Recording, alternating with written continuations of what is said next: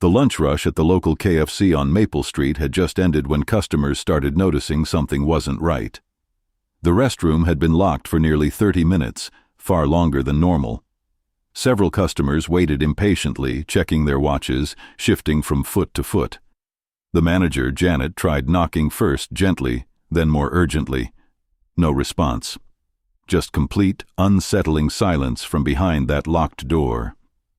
When she finally used her master key and pushed open the heavy wooden door, the scene that greeted her would haunt her for the rest of her life. Two bodies lay motionless on the cold tile floor, their lives cut short in the most shocking way imaginable. The victims weren't strangers to each other, and they weren't victims of a random crime. This was something far more personal, far more devastating. But here's what makes this story truly terrifying. The killer wasn't some deranged stranger who had wandered in off the street. It wasn't a robbery gone wrong or a case of mistaken identity. The person who committed these murders was someone both victims knew intimately, someone they trusted completely, someone who shared their dinner table just hours before. Before we dive deeper, let us know in the comments where you're watching from. We'd love to hear from you. And if you're new here, click on the subscribe button so you never miss any of our upcoming videos. Our story takes place in the quiet town of Riverside, Indiana, population 28,000, where everyone knows everyone and secrets don't stay hidden for long. At the center of this tragedy are three people whose lives were about to intersect in the most horrific way possible.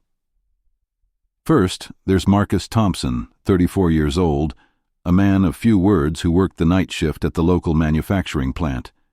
His co-workers described him as dependable but intense, the type of person who kept his emotions bottled up until they reached a boiling point.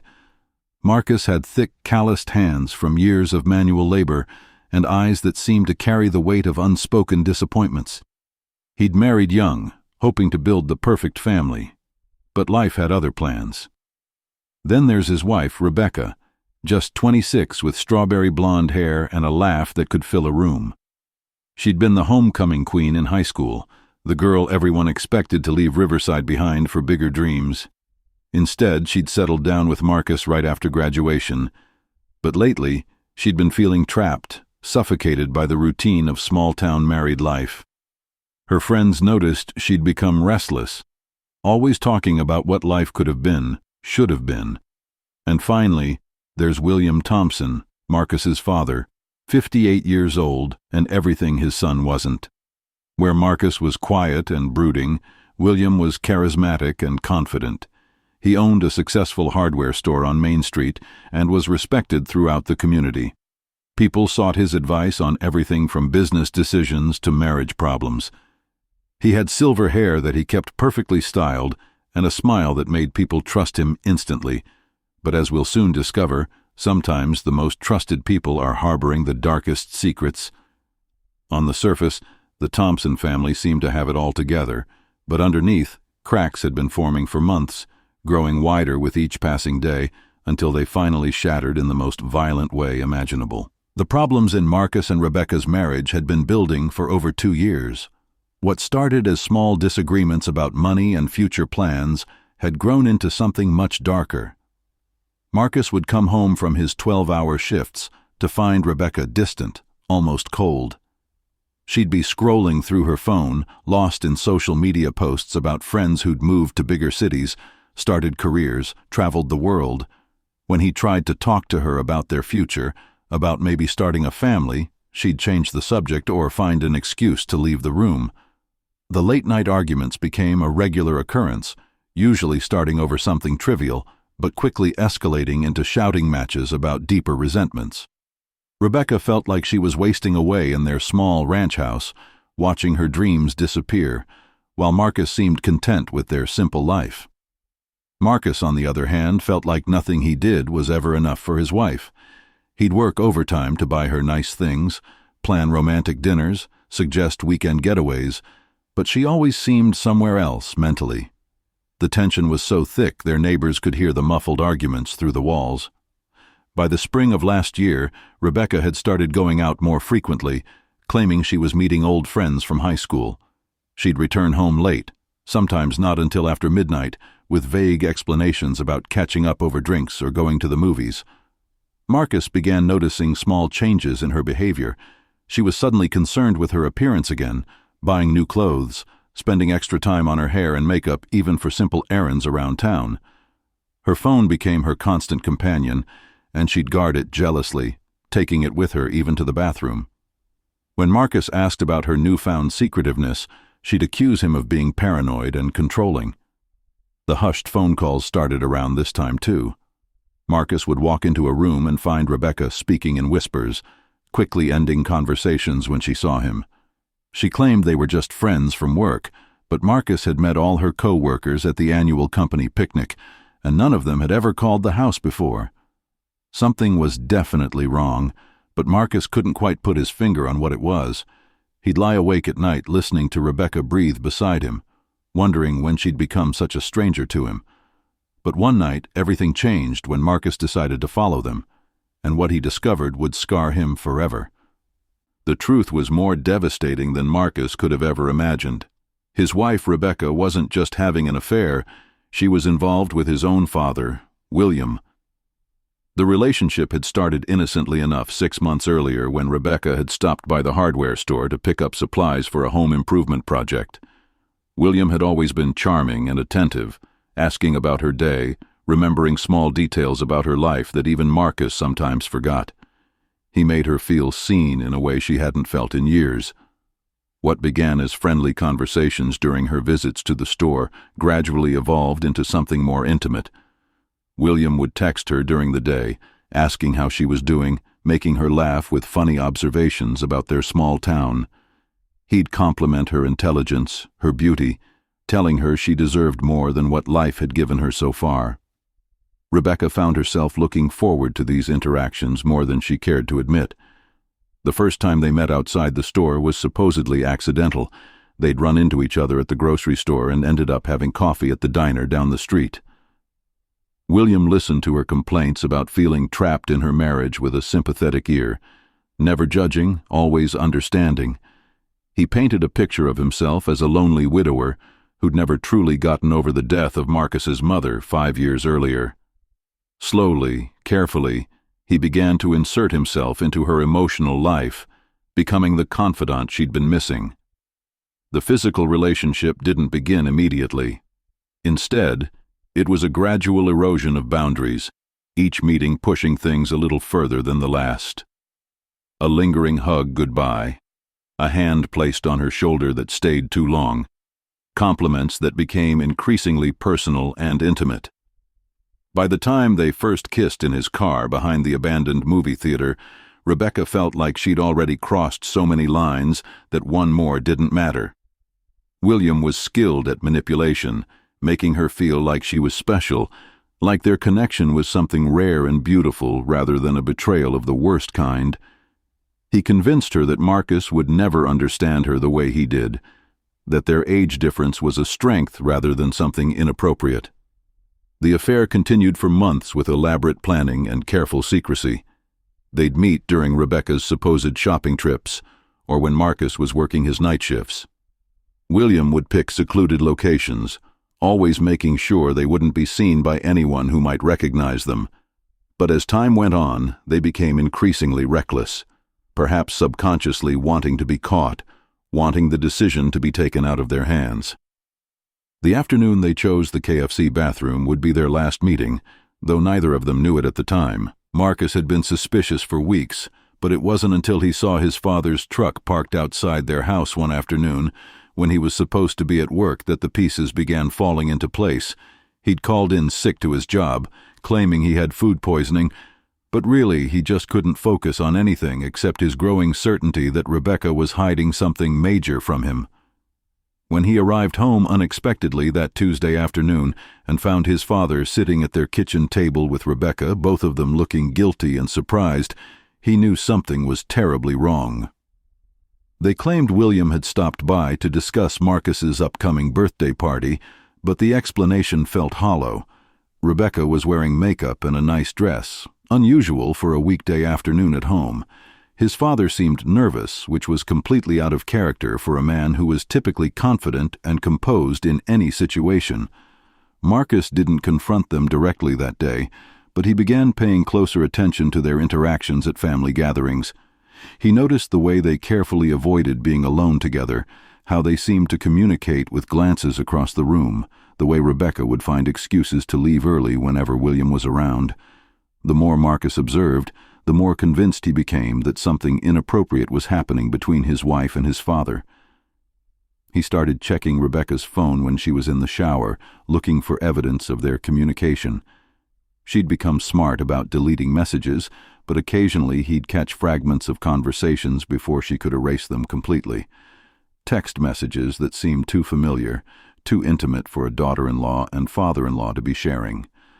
One evening, Marcus pretended to go to work, but instead parked his car several blocks away and walked back to watch their house. Sure enough, about an hour after he'd supposedly left for his shift, his father's truck pulled into their driveway. Through the window, Marcus could see them embracing in a way that left no doubt about the nature of their relationship. The betrayal cut deeper than he'd ever imagined possible, not just his wife's infidelity, but his father's willingness to destroy their family for his own selfish desires. Marcus felt like his entire world was crumbling beneath his feet. The two people he'd trusted most in the world had been deceiving him for months, carrying on their affair right under his nose. But the breaking point came 3 days later when Marcus followed them to the KFC on Maple Street. He'd seen them leave together in his father's truck, supposedly going to look at furniture for the birthday party they'd mentioned. Instead, Marcus watched in horror as they pulled into the KFC parking lot, not to eat, but to find a private place for their illicit meeting. As he sat in his own car watching them disappear into the restaurant together, Marcus felt something inside him break completely. Marcus waited in his car for exactly 7 minutes, watching customers come and go from the KFC, while his wife and father remained inside. His hands were shaking so violently he could barely grip the steering wheel. Every emotion he'd been suppressing for months was now fighting to get out all at once. Rage, heartbreak, disbelief, and a deep sense of betrayal that went beyond anything he'd ever experienced. He kept telling himself there might be an innocent explanation, that maybe he'd misunderstood what he was seeing, but deep down, he knew the truth. When he finally forced himself to get out of the car and walk toward the restaurant, his legs felt like they might give out beneath him. The teenage employee at the counter barely looked up as Marcus entered, too busy wiping down tables and preparing for the dinner rush. Marcus's eyes immediately scanned the dining area. A few families with young children, an elderly couple sharing a bucket of chicken, some teenagers from the local high school, but no sign of Rebecca or William. That's when Marcus noticed the restroom door at the back of the restaurant. The men's room door was propped open, clearly empty, but the women's restroom showed the red "occupied" indicator. He approached slowly, his heart pounding so hard he could hear it in his ears. As he got closer, he could hear muffled voices from behind the locked door, voices he recognized immediately. The conversation was too quiet to make out specific words, but the tone was intimate, urgent. Marcus stood frozen outside that door for what felt like hours, but was probably only 30 seconds, listening to the sound of his marriage and his relationship with his father being destroyed from the inside out. That's when something inside Marcus snapped completely. Later, people would debate whether what happened next was premeditated or a crime of passion, but Marcus himself would never be entirely sure. All he remembered clearly was the overwhelming need to confront them, to end the lies and deception once and for all. He tried the door handle first, finding it locked as expected. Then he began knocking, softly at first, then with increasing urgency. The voices inside went silent. Marcus called out their names, his voice cracking with emotion. Still no response. That's when Marcus took several steps back and threw his full weight against the door. The cheap lock gave way on the second attempt, and the door flew open with a crash that echoed throughout the restaurant. What Marcus saw in that small, windowless room would haunt him for the rest of his life, but it would also seal the fate of all three of them. The scene inside that KFC bathroom was one of absolute chaos and horror.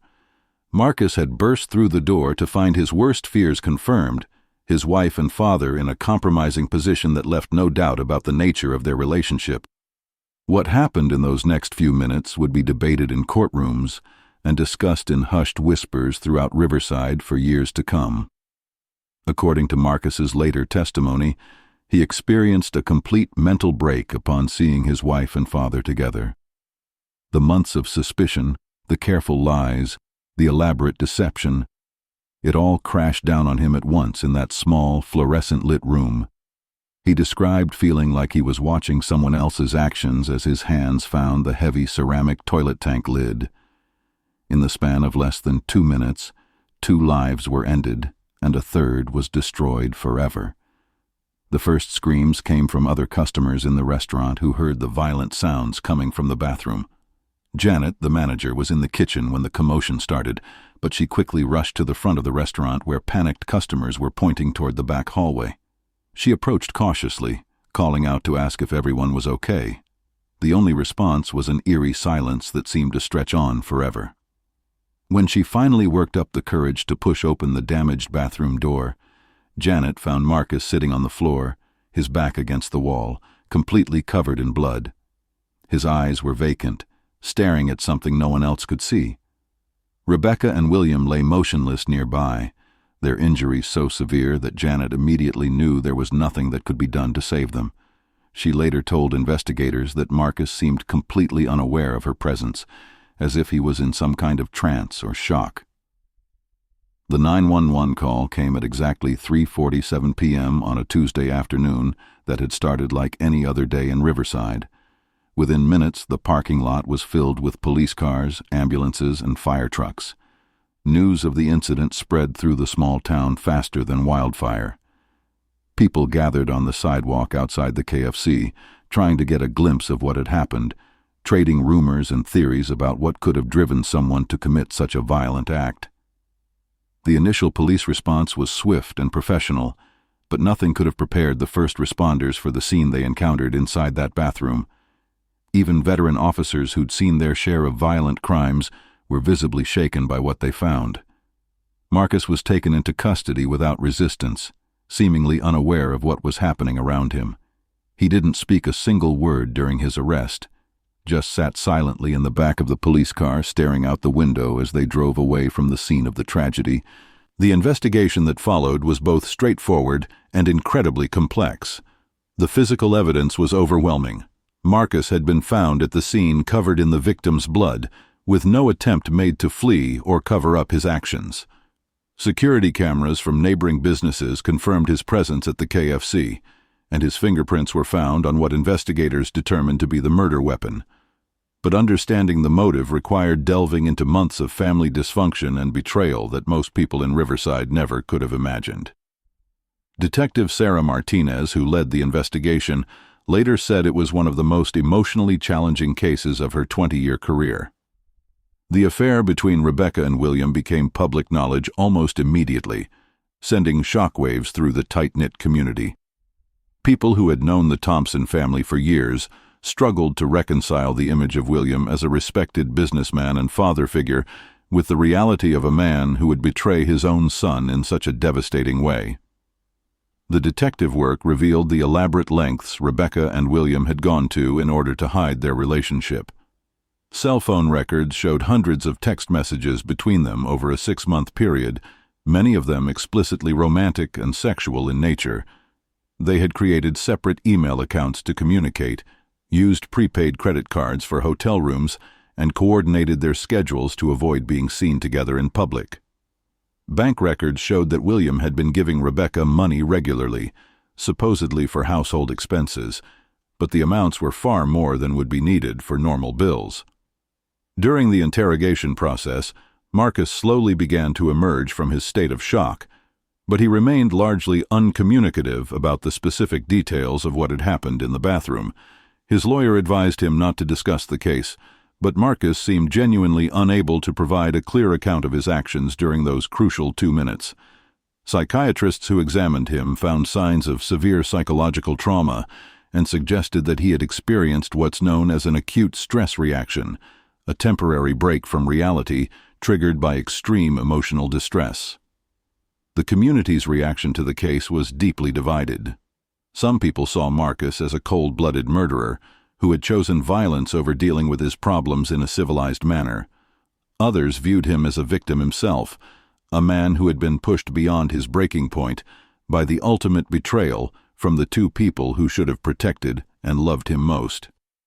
Local churches held prayer services for all three families affected by the tragedy, but even in those supposedly neutral spaces, opinions about Marcus's guilt or innocence created tension among longtime friends and neighbors. The trial of Marcus Thompson began 8 months after the incident, and from the very first day, it was clear this case would divide the community like nothing in Riverside's recent history. The prosecution, led by District Attorney James Sullivan, painted Marcus as a man who had made a calculated decision to commit murder rather than face the humiliation of his wife's infidelity. They argued that the evidence showed premeditation. Marcus had followed his wife and father to the KFC, waited for the right moment, then deliberately chosen to use deadly force. Sullivan told the jury that regardless of the emotional pain Marcus was experiencing, nothing justified taking 2 lives in such a brutal manner. He emphasized that Marcus had other options available to him. He could have confronted them verbally, sought counseling, filed for divorce, or simply walked away from the situation entirely. The prosecution brought in expert witnesses who testified about domestic violence patterns and the dangerous escalation that can occur when men feel their masculinity is threatened by their partner's infidelity. They painted a picture of Marcus as someone who viewed Rebecca as his property rather than as an independent person capable of making her own choices, even if those choices were morally wrong. The defense team, headed by experienced criminal attorney Margaret Foster, took a completely different approach. They argued that Marcus was not a cold-blooded killer, but rather a victim of psychological trauma who had experienced a complete mental breakdown in the moment he discovered his wife's affair with his father. Foster brought in psychiatrists and psychologists who testified about the devastating impact of such extreme betrayal on the human psyche. They explained how the combination of spousal infidelity and parental betrayal could trigger what's known as a dissociative episode, during which a person's normal moral and behavioral constraints can completely disappear. The defense emphasized that Marcus had no prior history of violence, no criminal record, and no previous indications that he was capable of such an extreme act. Character witnesses testified about his reputation as a quiet, hard-working man who had always been devoted to his family. Foster argued that what happened in that KFC bathroom was not murder in the traditional sense, but rather a tragic accident that occurred during a moment of complete psychological collapse. The testimony from family members and friends was particularly heartbreaking. Marcus's aunt testified about how close he and his father had always been, how William had been his hero and role model throughout his childhood. She described the devastation Marcus felt not just about losing his wife, but about discovering that his father, the man who had taught him about integrity and morality, had been living a lie for months. Rebecca's mother took the stand to talk about her daughter's unhappiness in her marriage and her growing sense of being trapped in a life she hadn't chosen. While she didn't condone the affair, she painted a picture of a young woman who had married too young and was struggling to find her identity and purpose. After 3 days of deliberation, the jury returned a verdict that satisfied no one completely, but reflected the complex emotions surrounding this tragic case. Marcus Thompson was found guilty of voluntary manslaughter rather than first-degree murder, a compromise verdict that acknowledged both the severity of his actions and the extraordinary circumstances that had led to them. He was sentenced to 15 years in prison with the possibility of parole after serving 10 years. The judge, in delivering the sentence, spoke about the ripple effects of betrayal and violence, how the actions of 3 people on one terrible afternoon had destroyed not just their own lives, but had traumatized an entire community. The aftermath of the case continued to reverberate through Riverside long after the trial ended. William's hardware store stood empty for months before finally being sold to a family from out of state who had no connection to the tragedy. The KFC where the murders took place never fully recovered from the association with such violence, Customers stayed away, employees quit, and eventually, the franchise was forced to close permanently. The building now sits vacant, a constant reminder of how quickly lives can be destroyed by secrets and lies. Marcus's case became a topic of discussion in psychology textbooks and criminology courses, studied as an example of how extreme emotional trauma can lead to violent behavior in otherwise non-violent individuals. Legal experts debated whether the justice system had adequately addressed the unique circumstances of the case, while mental health professionals used it to advocate for better resources to help people dealing with infidelity and family betrayal before they reach a breaking point. But perhaps the most lasting impact of this tragedy was the reminder it provided about the devastating consequences of betrayal within families. This wasn't just a story about murder. It was a cautionary tale about the importance of honesty, the dangers of keeping secrets, and the way small deceptions can grow into life-destroying lies. Rebecca and William had made a choice to pursue their desires without considering the human cost, while Marcus had made the choice to respond to betrayal with violence rather than seeking help or walking away. In the end, 3 lives were lost that day at the KFC on Maple Street. 2 literally and 1 figuratively. What do you think about this case? Was Marcus Thompson a cold-blooded killer who deserved a harsher sentence, or was he a broken man pushed beyond his limits by the ultimate betrayal? How do you think you would react if you discovered that your spouse and parent had been carrying on a secret affair behind your back? Could anything justify the violence that occurred in that bathroom, or should Marcus have found another way to deal with his pain? These are questions that don't have easy answers, but they're worth considering as we reflect on this tragedy and what it teaches us about trust, betrayal, and the choices we make when our world falls apart. If this story affected you as deeply as it affected us, please take a moment to hit the like button. It really helps us share these important stories with more people who need to hear them. And don't forget to subscribe if you want more compelling true crime stories that explore the complex psychology behind headline-making cases